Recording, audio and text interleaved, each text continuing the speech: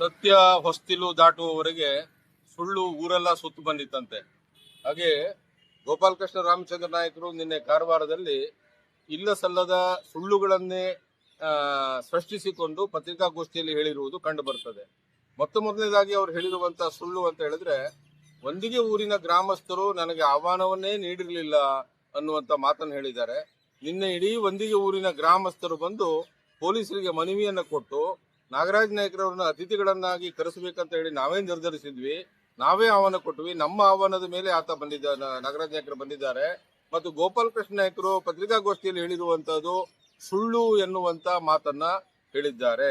ಇನ್ನು ಎರಡನೆಯದಾಗಿ ಏನ್ ಹೇಳಿದ್ದಾರೆ ಅಂತ ಹೇಳಿದ್ರೆ, ನಾನು ಗೋಡೆ ಗಣಪತಿಯನ್ನ ಮುಟ್ಲಿಕ್ಕೆ ಬರ್ತೀನಿ ಅಂತ ಹೇಳಿ, ನಾನು ಗೋಡೆ ಗಣಪತಿಯನ್ನ ಮುಟ್ಟಿ ಆಣೆ ಮಾಡ್ಲಿಕ್ಕೆ ಎಂದಿಗೂ ಬರ್ತೀನಿ ಅಂತ ಹೇಳಿಲ್ಲ.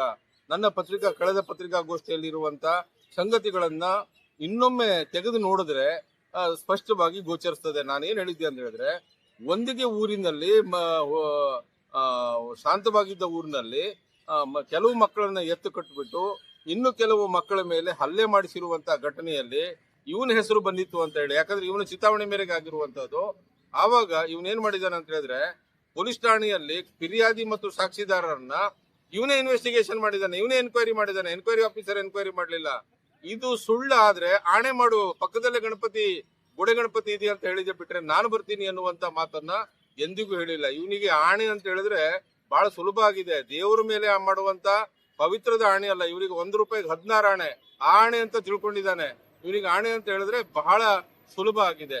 ಆಮೇಲೆ ಮಾತಿನ ಮಧ್ಯದಲ್ಲಿ ಮಾತನಾಡುತ್ತಾ ಅನವಶ್ಯಕವಾಗಿ ನಮ್ಮ ನಡುವೆ ಬಾಳಿ ಬೆಳಗಿ ಹೋಗಿರುವಂತ ರಮಾನಂದ ನಾಯ್ಕ ಎನ್ನುವಂತ ಸಜ್ಜನ ರಾಜಕಾರಣಿ ಹೆಸರನ್ನ ಅನವಶ್ಯಕವಾಗಿ ಎಳೆದು ತಂದಿದ್ದಾರೆ. ಅವರು ನಮ್ಗೆಲ್ಲ ಪ್ರಾತಸ್ಮರಣೀಯರು, ಬಹಳ ಪೂಜ್ಯರು. ಅವರು ಒಂದೆರಡು ಗಳಿಯ ಅವಧಿಯ ಹಿಂದೆ ಈ ಅಸೆಂಬ್ಲಿ ಚುನಾವಣೆಯಲ್ಲಿ ಅವರು ಸೋತಿರುವಂತದ್ದನ್ನ ಬಹಳ ವ್ಯಂಗ್ಯವಾಗಿ ನಾಗರಾಜ್ ನಾಯ್ಕರ ಲೀಡರ್ಶಿಪ್ ನಲ್ಲಿ ಚುನಾವಣೆ ಹೋಗಿತ್ತು ಅಂತೆಲ್ಲ ಮಾತಾಡಿದ್ದಾರೆ. ರಮಾನಂದ ನಾಯ್ಕರ ಮುಂದೆ ಬಹಳ ನಾವು ಸಣ್ಣವರು, ದೇಶಪಾಂಡೆ ಅವರಂತೆಲ್ಲ ಹಿರಿಯ ರಾಜಕಾರಣಿಗಳಿದ್ರು. ನಾನು ಕಾಂಗ್ರೆಸ್ನ ಕಾರ್ಯಕರ್ತನೂ ಆಗಿರ್ಲಿಲ್ಲ. ರಮಾನಂದ ನಾಯ್ಕರು ನನ್ನ ದೂರದ ಸಂಬಂಧಿಕರು. ಹಾಗಾಗಿ ಎಲೆಕ್ಷನ್ ನಲ್ಲಿ ಆ ಸಂದರ್ಭದಲ್ಲಿ ಒಂದಿಷ್ಟು ನೆರವುಗಳನ್ನ, ಅಂದ್ರೆ ಅಭ್ಯರ್ಥಿಯ ಮತಪತ್ರವನ್ನ ತುಂಬಲಿಕ್ಕೆ ಇದಕ್ಕೆಲ್ಲ ಕೆಲವು ನೆರವುಗಳನ್ನ ತೆಗೆದುಕೊಂಡಿದ್ರು. ನನ್ನ ಮೇಲೆ ಬಹಳ ವಿಶ್ವಾಸ ಇತ್ತು.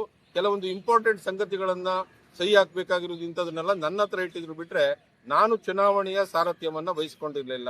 ಈಗ ಮೊನ್ನೆ MP ಚುನಾವಣೆ ಆಯ್ತಲ್ಲ, MP ಚುನಾವಣೆಯಲ್ಲಿ ಕಾಗೇರಿಯವರು ಮತ್ತು ಗೋಪಾಲಕೃಷ್ಣ ನಾಯ್ಕರ ಬಹಳ ಅವರಿಗೆ ಆತ್ಮೀಯರಾಗಿರುವಂತ ಪೊಲೀಸ್ ಕಮಿಷನರ್ ನಿಂಬಾಳ್ಕರ್ ಅವರ ಮಡದಿಯವರು ಅಂಜಲಿ ನಿಂಬಾಳ್ಕರ್ ಅವರು ಎಲೆಕ್ಷನ್ ನಿಂತಿದ್ರು. ಅಂಜಲಿ ನಿಂಬಾಳ್ಕರ್ ಅವರು ಗೋಪಾಲಕೃಷ್ಣ ನಾಯ್ಕರ ಊರು ಅಡ್ಲೂರಿನಲ್ಲಿ ಎಷ್ಟು ಓಟ್ ತಗೊಂಡಿದ್ದಾರೆ ಅಂತ ನೋಡ್ಬಿಟ್ರೆ ಗೋಪಾಲಕೃಷ್ಣ ನಾಯ್ಕರು ಎಂತ ವಿರಾಟ ಸ್ವರೂಪದ ರಾಜಕಾರಣಿ ಎನ್ನುವಂತ ಅರಿವಾಗ್ತದೆ. ಸನ್ಮಾನ್ಯ ಕಾಗೇರಿ ಅವರು ತೆಗೆದುಕೊಂಡ 1/5 ಓಟನ್ನು ಸಹಿತ ಅವರು ತೆಗೆದುಕೊಳ್ಳದೆ ಬಿಕಾಸ್ ಆಫ್ ಗೋಪಾಲಕೃಷ್ಣ ರಾಮಚಂದ್ರ ನಾಯಕ್ ಈ ಅಂಜಲಿ ನಿಂಬಾಳ್ಕರ್ ಅವರು ಪಾಪ ಹೀನಾಯವಾಗಿ ಸೋತಿದ್ದಾರೆ. ಅವರು ಬಹಳ ಒಳ್ಳೆ ಹೆಣ್ಮಕ್ಳಿರ್ಬೋದು, ಅದಿಲ್ಲ ಅಂತ ನಾನು ಹೇಳುವುದಿಲ್ಲ. ಆದ್ರೆ ಎಲೆಕ್ಷನ್ ನ ಕರ್ಣಧಾರತ್ವವನ್ನ ಇವರಿಗೆ ಕೊಟ್ಟಿದ್ದಾರೆ. ಅಂಜಲಿ ನಿಂಬಾಳ್ಕರ್ ಅವರೇ ಕಡೆಗೆ ತಲೆ ಚಚ್ಕೊಂಡಿದ್ರಂತೆ. ಯಾಕಪ್ಪ ಇವನಿಗೆ ಲೀಡರ್ಶಿಪ್ ಕೊಟ್ಬಿಟ್ಟು ನಾನು ಚುನಾವಣೆಯಲ್ಲಿ ಸೋಲು ಪ್ರಸಂಗ ಬಂತಲ್ಲ ಅನ್ನುವಂತ ಮಾತನ್ನ ಅಂಜಲಿ ನಿಂಬಾಳ್ಕರ್ ಅವರೇ ಹೇಳಿದ್ದಾರೆ. ಈತನ ಕೆಲಸ ಅಂತ ಹೇಳಿದ್ರೆ ಬೆಂಗಳೂರಿನಲ್ಲಿ ಉಳಿತಾರೆ, ಅಲ್ಲಿಂದ ಯಾವ್ಯಾವ್ದೋ ಡಿಪಾರ್ಟ್ಮೆಂಟ್ ಇಂದ ಯಾರ್ಯಾರಿಗೋ ಫೋನ್ ಹೊಡಿಸೋದು, ಇಲ್ಲಿ ತನಗಾಗದಿದ್ದವರಿಗೆ, ತನ್ನ ಮಾತನ್ನ ಕೇಳದಿದ್ದವರಿಗೆ, ತನಗೆ ತೊಂದರೆ ಕೊಟ್ಟವರಿಗೆ ಒಂದಿಲ್ಲ ಒಂದು ಕಿರಿಕಿರಿ ಕೊಡುವಂತದ್ದು, ಬೇರೆ ಬೇರೆಯವರ ಹೆಸರಿನಲ್ಲಿ RTI ಫೈಲ್ ಮಾಡಿಸೋದು. RTI ಅಪ್ಲಿಕೇಶನ್ ಇವನ ಹೆಸರಲ್ಲಿ ಫೈಲ್ ಮಾಡೋದಿಲ್ಲ, ಬೇರೆಯವರ ಹೆಸರಿನಲ್ಲಿ RTI ಅಪ್ಲಿಕೇಶನ್ ಫೈಲ್ ಮಾಡಿ ಕಿರಿಕಿರಿಯನ್ನ ಮಾಡೋದು. ಮೊನ್ನೆ ಏನ್ ಮಾಡಿದಾನೆ, ನಾವಿಲ್ಲಿ ಧರಣಿ ಕೂತಿದೀವಿ ಅಂತ ಹೇಳಿ ನಾನು ಯಾವುದೋ ಕೋಆಪರೇಟಿವ್ ಸೊಸೈಟಿಯಲ್ಲಿ ಸಾಲ ತಗೊಂಡಿದ್ದು ಅದ್ರ ಮಾಹಿತಿಯನ್ನ ಕೇಳಿದ್ದಾನೆ. ಕನಿಷ್ಠ ಕಾನೂನಿನ ಪ್ರಜ್ಞೆಯೂ ಸಹಿತ ಈತನಿಗಿಲ್ಲ. ಕೋಆಪರೇಟಿವ್ ಸೊಸೈಟಿಯ ಯಾವ ಆ ಮಾಹಿತಿಯನ್ನು RTI ನಡಿಯಲ್ಲಿ ಕೇಳಲಿಕ್ಕೆ ಬರುವುದಿಲ್ಲ. ಮತ್ತೆ ಯಾವ ವ್ಯಕ್ತಿಯ ಆರ್ಥಿಕ ಮೂಲ ಮತ್ತು ಆರ್ಥಿಕ ಸ್ಥಿತಿಯನ್ನು ಸಹಿತ RTI ನಲ್ಲಿ ಕೇಳಲಿಕ್ಕೆ ಬರುವುದಿಲ್ಲ ಅನ್ನೋದು ಈ ನೆಲದ ಕಾನೂನು. ಒಟ್ಟ ಕಿರಿಕಿರಿ ಮಾಡಬೇಕು, ಇನ್ನೊಬ್ಳಿಗೆ ತೊಂದರೆ ಮಾಡಬೇಕು. ಇವನು ಮನೆ ಇಷ್ಟು ದೂರದಲ್ಲಿ ಕಟ್ಟಿದ್ದಾನೆ, ರಸ್ತೆಯಿಂದ ಇಷ್ಟು ದೂರದಲ್ಲಿದೆ, ಬಡಪಾಯಿಗಳ ಮನೆಯನ್ನೆಲ್ಲ ಇಳಿಸ್ಲಿಕ್ಕೆ ಹೋಗ್ತಕ್ಕಂತಹ ಒಂದು ಯಾವುದೇ ರೀತಿಯ ನೈತಿಕತೆಯನ್ನು ಹೊಂದಿರದೇ ಇರತಕ್ಕಂತ ಗೋಪಾಲಕೃಷ್ಣ ನಾಯ್ಕರವರು ನಿನ್ನೆ ಏನು ಪ್ರೆಸ್ ಮೀಟ್ ನಲ್ಲಿ ಮಾತುಗಳನ್ನು ಆಡಿದಾರಲ್ಲ, ಅದು ಶುದ್ಧ ಸುಳ್ಳಿರ್ತದೆ. ಅದು ಸುಳ್ಳು ಅನ್ನುವುದನ್ನ ನಾವು ತೋರಿಸಿರ್ತೀವಿ. ಮತ್ತೆ ಇನ್ನೊಂದು ಮಾತು ಹೇಳಿದ್ರು, ನಾನು ಹೋದ ಕೂಡಲೇ ಪೊಲೀಸರು FIR ಮಾಡಿಬಿಟ್ಟಿದ್ರು. ಇದು ಸಹಿತ ಸುಳ್ಳು ಸಂಗತಿ. FIR ಅನ್ನ ಪೊಲೀಸರು ಇಮಿಡಿಯೇಟ್ಲಿ ಮಾಡಿಲ್ಲ. ನಾನು ಪೊಲೀಸರಿಗೆ ರಿಕ್ವೆಸ್ಟ್ ಮಾಡಿದ್ದೆ, ಇದು provisions under production of advocates act ನಲ್ಲಿ ನೀವು ಕೇಸನ್ನ ರಿಜಿಸ್ಟರ್ ಮಾಡಿ ಅಂತ ಹೇಳಿದಾಗ್ಲೂ ಸಹಿತ ಪೊಲೀಸರು ಮಾಡಿರ್ಲಿಲ್ಲ. ಪೊಲೀಸರು ಪ್ರಾರಂಭದಲ್ಲಿ NC ಕೇಸನ್ನ ರಿಜಿಸ್ಟರ್ ಮಾಡಿದ್ರು, ಮಾರನೇ ದಿನ FIR ಮಾಡಿದ್ದಾರೆ. ಈ ಆಸಾಮಿಗೆ NC ಅಂದ್ರೆ ಏನು, FIR ಅಂದ್ರೆ ಏನು ಅನ್ನುವಂತ ವ್ಯತ್ಯಾಸವೇ ಗೊತ್ತಿಲ್ಲ. ಇವನ್ ಏನ್ ಮಾಡ್ತಾನೆ ಅಂದ್ರೆ ಬಹಳ ಕಲಿತ ನಮೂನೆ ವರ್ತಿಸ್ತಾನೆ, ಎಲ್ಲವೂ ಸಹಿತ ತನಗೆ ಗೊತ್ತಿದೆಯಾ ಅಂತ ಹೇಳ್ತಾನೆ. ಆದ್ದರಿಂದ ಈ ಧರಣಿ ಇವತ್ತು ಸಹಿತ ಅನ್ನ ಸತ್ಯಾಗ್ರಹ 2ನೇ ದಿನಕ್ಕೆ ಮುಂದುವರೆದಿದೆ. ನಾಗರಾಜ್ ನಾಯ್ಕರವರು ಸತ್ಯಾಗ್ರಹ ಅಂತ ಹೇಳಿ ಅದನ್ನು ತಿಂದ್ರು ಇದನ್ನು ತಿಂದ್ರು. ಹೌದಪ್ಪ, ತಿನ್ನೋಕೆ ನಿನ್ನನ್ನು ಯಾವ ಕೇಳಬೇಕು, ನೀನ್ ಯಾವ ಸೀಮೆ ದೊಣ್ಣೆ ನಾಯಕ? ನಮ್ಮ ಏನು ಸ್ಟ್ರೈಕ್ ಅಥವಾ ನಮ್ಮ ಧರಣಿ 6ನೇ ತಾರೀಕಿನಿಂದ ಮಧ್ಯರಾತ್ರಿಯಿಂದ ಶುರುವಾಗಿದೆ. ನಾವು ಬಾಕಿ ದಿನ ಏನು ತಿನ್ನುವುದಿಲ್ಲ ಅಂತ ಹೇಳಿಲ್ಲ, ಆದ್ರೆ ಕಳೆದ 2 ದಿನಗಳಿಂದ ನಾನು ಅನ್ನ ಸತ್ಯಾಗ್ರಹವನ್ನ ಮಾಡಿದ್ದೀನಿ.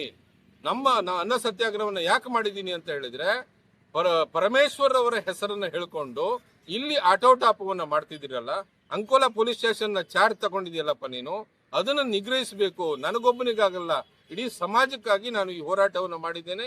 ನಮ್ಮ ಜೊತೆ ಅನೇಕ ಜನ ಸಾಥಿಯಾಗಿದ್ದಾರೆ. ಅಕ್ಕಪಕ್ಕದಲ್ಲೆಲ್ಲ ಕ್ರಿಮಿನಲ್ಗಳನ್ನ ಉಳಿಸ್ಕೊಂಡಿದ್ಯಾ ಅಂತ ಹೇಳ್ತೇನೆ. ನಿಂದೆ ಕೇಸ್ನಲ್ಲಿ ಆರೋಪಿ ಇದೆಯಾ, ಆದವ್ರನ್ನ ನೀನ್ ಕುಳಿಸ್ಕೊಂಡಿದ್ಯಾ? ನೀನೇ ಸ್ವತಃ ಆರೋಪಿ.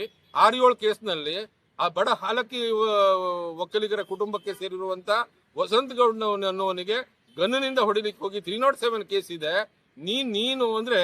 ನೀನು ನಿಜವಾಗಿ ನಿನ್ನ ಬಟ್ಟಲಲ್ಲಿದ್ದಂತ ಒಣ ಸತ್ ಬಿರುವುದನ್ನು ನೋಡಿ ಬೇರೆಯವ್ರ ಬಟ್ಟಲಿದ್ದಂತ ನೊಣವನ್ನ ನೋಡ್ತಾ ಇದೆಯಾ. ಈ ಮಾತು ನಿನಗೆ ಸರಿಯಾಗಿ ಅನ್ವಯಿಸ್ತದೆ ಅನ್ನುವಂತ ಮಾತನ್ನ ಈ ಸಂದರ್ಭದಲ್ಲಿ ಹೇಳಲಿಕ್ಕೆ ಇಷ್ಟಪಡ್ತೇನೆ.